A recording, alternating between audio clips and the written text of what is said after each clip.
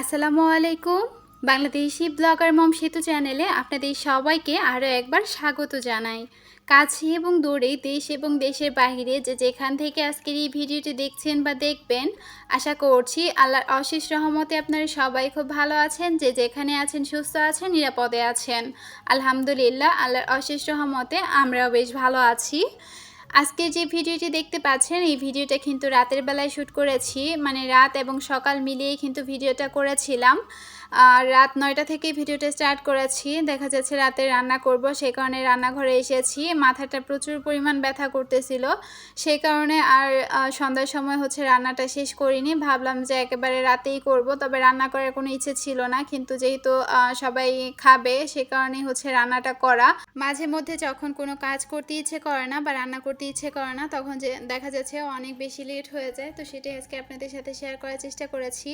এদিকে দুপুরে করলা ভাজি করেছিলাম, সেটাই রয়ে গেছে, তো সেইটা একটা বাটিতে বেড়ে এখন এই কড়াইটা একটু মেজে নিচ্ছি।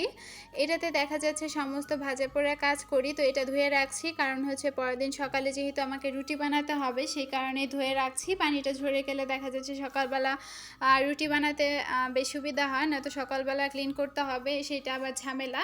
এদিকে বেসিনটা ভালোভাবে ওয়াশ করে নিয়েছি, তো আমি দিনে কয়েকবার করে কিন্তু আমার বেসিনটা ওয়াশ করি, আপনারা কম বেশি সবাই জেনে গেছেন। তো যাই হোক, এদিকে বেসিনটা ভালোভাবে ওয়াশ করে এখন যেই ন্যাকড়াটা দিয়ে আমি সব কিছু মোছামুছি করি, সেটাও একটু ভিমবার দিয়ে ভালোভাবে একটু ধুয়ে নিব, কারণ এটা দিয়েও যেহেতু কাউন্টার টপ পরিষ্কার করা হয়, সেই জন্যই দেখা যাচ্ছে অনেক সময় মশলার জারও পরিষ্কার করতে হয়, সেই কারণে এটাও প্রতিদিন চেষ্টা করি কাজ শেষে ধুয়ে রাখার জন্য, এবং ধুয়ে তারপর অন্যান্য কাজ করার জন্য। এখন আমি সিঙ্কটা ভালোভাবে একটু মুছে নিব, সেই সাথে কাউন্টার টপগুলো ভালোভাবে মুছে নিব।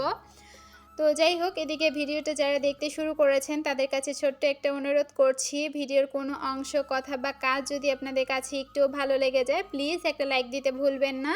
আপনার একটা লাইক আমার এই ভিডিওটা আরও আপু ভাইয়াদের কাছে পৌঁছাতে সাহায্য করবে, এতে করে আমার চ্যানেলটা কিন্তু একটু একটু করে বড় হবে। আপনি যদি লাইফস্টাইল ব্লগ ভিডিও দেখতে পছন্দ করেন, চাইলে আমার চ্যানেলটি সাবস্ক্রাইব করে রাখতে পারেন, পাশে থাকা বেল অপশনটি প্রেস করে অল অপশনটি সিলেক্ট করে দিবেন। এতে করে আমি যখনই ভিডিও আপলোড করব, নোটিফিকেশন পৌঁছে যাবে আপনার কাছে, আর আপনি আপনার সময় সুযোগ করে কিন্তু দেখে নিতে পারবেন। আপনাদের সাথে কথা বলতে বলতে আমার পুরো কাউন্টার টপটা কিন্তু মোছা হয়ে গেছে, আর অফ ক্যামেরায় সবজি কেটে নিয়েছি। আজকে শুটকি মাছ রান্না করব আলু বেগুন দিয়ে, তো 2টা বেগুন ছিল, সেই সাথে একটা আলু কেটে দিয়েছি।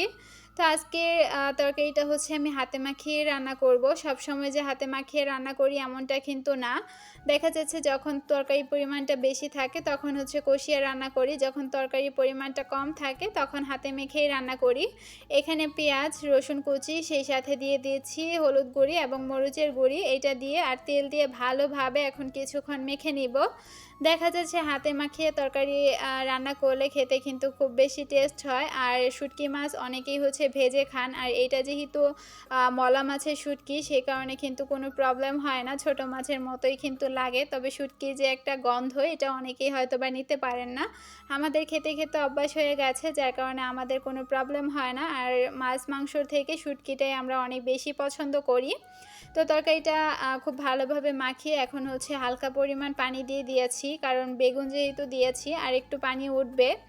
আর এদিকে এই যে মানি প্ল্যান্ট গাছটা, এই গাছটা দিন দিন তার সৌন্দর্য হারিয়ে ফেলছে, তো এই গাছটা আমি রিপোর্টিং করে দিব, আর নতুন কোনো গাছ পানিতে রাখবো। তো আমি কিন্তু মানি প্ল্যান্ট প্রায় 1 মাসের বেশি কিন্তু রাখি না, তাতে করে গাছটা কিন্তু মরে যাওয়ার সম্ভাবনা থাকে। এগুলো দেখা যাচ্ছে মাটিতে পুঁতে দিলে পরবর্তীতে সংখ্যাটা অনেক বেশি হয়। এদিকে তরকারিটা নেড়ে চেড়ে দিচ্ছিলাম, তরকারিটা কিন্তু হয়ে এসেছে। এই অবস্থায় আমি চুলাটা বন্ধ করে দিব, চুলার যে গরমটা আছে সেই গরমেই তরকারিটা কিন্তু খুব সুন্দর মাখো মাখো হয়ে যাবে। আর আপনাদের কাছে একটু সরি চেয়ে নিয়েছি, কারণ জানালাতে দেখতে পাচ্ছেন এটা কিন্তু ময়লা না, এটা রং, সময় সুযোগ করে রং করাতে হবে। যেহেতু এই বাসাটাতেই উঠেছি, 2 মাস এখনও হয়নি, হবে, আসলে একটু সময় নিতে চাচ্ছি। এরপরে যে কাজগুলো করার সেইগুলো করে নিব। আর রাত 11টার সময় দেখতেই পাচ্ছেন কি পরিমাণ ঝড় আসছে। ওই বারান্দাতে আমার পাখি থাকে, পাখিগুলোকে রুমের মধ্যে নিয়ে গেছি। আর বারান্দার অবস্থাগুলো দেখেন, আমি আগের দিনই বারান্দা ধুইছি, কিন্তু বুঝতে পারিনি যে এভাবে বৃষ্টি হবে, তাহলে হয়তো বা ধুতাম না, একেবারেই পরিষ্কার করতাম। তো যাই হোক, এটা হচ্ছে পরের দিন বিকালবেলা। তো রাত থেকে এখন পর্যন্ত হচ্ছে কারেন্ট ছিল না। প্রায় 10:30টার উপরে বাজে। মাত্র হচ্ছে কারেন্ট এসেছে। তো ভাবলাম একটু চা খেয়ে নেই। তো বাচ্চাদের জন্য হচ্ছে রং চা আর আমি একটু কফি খেয়ে নিব। দেখা যাচ্ছে এতে করে কাজের বেশ অনেকটা এনার্জি আসে। আর যেহেতু মাথা ব্যথা সেটাও কমে যাবে। সেই কারণেই হচ্ছে আমি কফি নিয়ে নিচ্ছি। আর হালকা করে একটু চিনি দিয়েছি, নয়তো একটু তিতো তিতো ভাব লাগে, খেতে ভাল লাগে না। চিনি দিলে খেতে বেশ একটু ভালো লাগে। তো যাই হোক, এদিকে হচ্ছে চাটা রেডি করে নিচ্ছি। তো দুপুরের যে রান্না-বান্না এই পর্বটা আমি এই চ্যানেলে আর শেয়ার করিনি। আমি আমার অন্য চ্যানেলে হচ্ছে শেয়ার করছি, কারণ পুরাতন একটা চ্যানেল আছে সেটাতেই শেয়ার করছি। আপনারা চাইলে ওই চ্যানেলটাও ভিজিট করে আসতে পারেন। আমি লিঙ্কটা হচ্ছে কমেন্টে পিন করে দিব। আর চা খেতে যাওয়ার আগে যখন কারেন্ট এসেছিল, পানি ছিল না তো বাসায়। তো পানি ওঠার পরই এখানে জামাকাপড়গুলো ভিজিয়ে তারপর হচ্ছে আমি চাটা বানাতে গিয়েছিলাম। আর আমার ছোট্ট বাবাটা কিন্তু বাথরুমে বসে সে তার নিজের কাপড়টা কিন্তু তার প্যান্টটা নিয়ে হচ্ছে কাছাকাছি করছিল। আর ছাদে এসে দেখলাম যে গাছের টবগুলা সব উল্টে পড়ে আছে, যেহেতু বাতাসটা পূর্ব দিক থেকে এসেছিল, যার কারণে দেখা যাচ্ছে টবগুলা পশ্চিম দিকে পড়ে গেছে। তো যখন ঝড় বৃষ্টি শুরু হয় তখন চিন্তায় ছিলাম যে টবগুলা নিচে পড়ে যায় কিনা। তো দেখলাম যে আলহামদুলিল্লাহ না, একটা টপও নিচে পড়েনি, কিন্তু উল্টে পড়ে আছে। তো সেইগুলোকে এখন সোজা করে দিচ্ছি। আমি কিন্তু জামা কাপড় লাড়তে বেশিরভাগ সময় ছাদে আসি না, ছোট্ট ব্যালকনিটাতেই হচ্ছে মেলে দেই। যেদিন হচ্ছে ভারী কাপড় বা বেশি কাপড় হয় সেদিন চেষ্টা করি ছাদে এসে নাড়ার জন্য, কারণ ব্যালকনিতে জায়গা হবে না। আর ব্যালকনিটা যেহেতু একেবারেই ছোট, সেখানে একজন মানুষ দাঁড়াতে গেলেও অনেক বেশি কষ্ট হয়।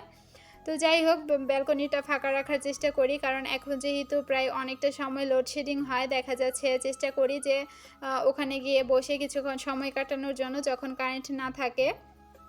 তো যাই হোক, আমি আমার সাধারণ লাইফস্টাইলটা আপনাদের সাথে তুলে ধরার চেষ্টা করি। তো ভিডিও কেমন লাগে সেটা ছোট্ট একটা কমেন্ট করতে ভুলবেন না। আর যদি বেশি ভালো লাগে, ফ্রেন্ড অ্যান্ড ফ্যামিলির মাঝে আমার চ্যানেলের লিঙ্কটা শেয়ার করে দিবেন। এতে করে আমার এই ছোট্ট চ্যানেলটা কিন্তু একটু একটু করে বড় হবে। তো যাই হোক, এদিকে দেখলাম যে আরও কয়টা টপ ওই সাইডে পড়ে আছে, তো সেইগুলোকেও এখন গিয়ে একটু তুলে দিব। আর এই কাজটা করতে করতে আমার বাবাটা কিন্তু পিছনে চলে এসেছিল, এসে আমাকে বলতেছে যে আম্মু গোসল করে এসেছি। তো আমি বললাম যে ঠিক আছে, তুমি খালি গায়ে কেন ভিডিওতে আসো? আর ও সব সময় আপনারা যখনই ভিডিও দেখবেন তখনই দেখবেন যে সে খালি গায়ে, কারণ প্যান্ট ও পরনে রাখতে চায় না, কাপড় রাখতে চায় না। অনেক চেষ্টা করি কিন্তু কে শোনে কার কথা। তো এই যে চলে এসেছে, আমি একটু হাইড করে দিয়েছি, নয়তো কমিউনিটিতে সমস্যা হতে পারে। আর এদিকে হচ্ছে আমি এই যে বারান্দাটা এখন ধুয়ে নিব। তো দেখতেই পাচ্ছেন বারান্দাটা কি পরিমাণ ছোট। তো এভাবে দেখা যাচ্ছে সব কাজ ম্যানেজ করে চলি। তো ছোট বাচ্চা সামলিয়ে সেই সাথে সংসারে কিন্তু অনেক কাজ থাকে, চাইলেও সেগুলো শেয়ার করা সম্ভব হয় না। তবে আস্তে আস্তে আপনাদের সাথে সব কিছুই শেয়ার করব। তো যাই হোক, এই ছিল সব কিছু মিলিয়ে ভিডিও। কেমন লেগেছে ছোট্ট একটা কমেন্টে জানাবেন। আবারও বলছি, লাইক দিতে ভুলে গিয়ে থাকলে একটা লাইক দিয়ে দিবেন। আর এই বারান্দাতে দেখা যাচ্ছে মুছলে তো আসলে ময়লাগুলো যেত না, অনেকটা সময় লাগতো। তাই ভেবেছিলাম যে পানি দিয়ে ধুয়ে দেই। আর পানি দিয়ে ধুলে যেটা হয়, এই বারান্দা দিয়ে পানি নামতে চায় না, অনেকক্ষণ সময় লাগে। তো অনেকক্ষণ সময় নিয়ে কিন্তু আমি এই বারান্দাটা ধুয়েছি, মানে পানিগুলো বের করতে হয়েছে অনেকটা সময় নিয়ে। দেখতেই পাচ্ছেন কি একটা অবস্থা। তো আপনারা তো শর্টকাটে দেখেন, কিন্তু এখানে অনেকটা সময় চলে যায়। ওই বারান্দাটা আর ধুতে পারিনি, কারণ অলরেডি দুপুর হয়ে গেছে। তো আমি হচ্ছে এখন গোসলে ঢুকবো। এরপর হচ্ছে আবার আরও কাজ আছে, সেইগুলোও সারতে হবে। তবে সেইগুলো আর শেয়ার করছি না, অন্য কোনো দিন অন্য কোনো ভিডিও তো অবশ্যই শেয়ার করব।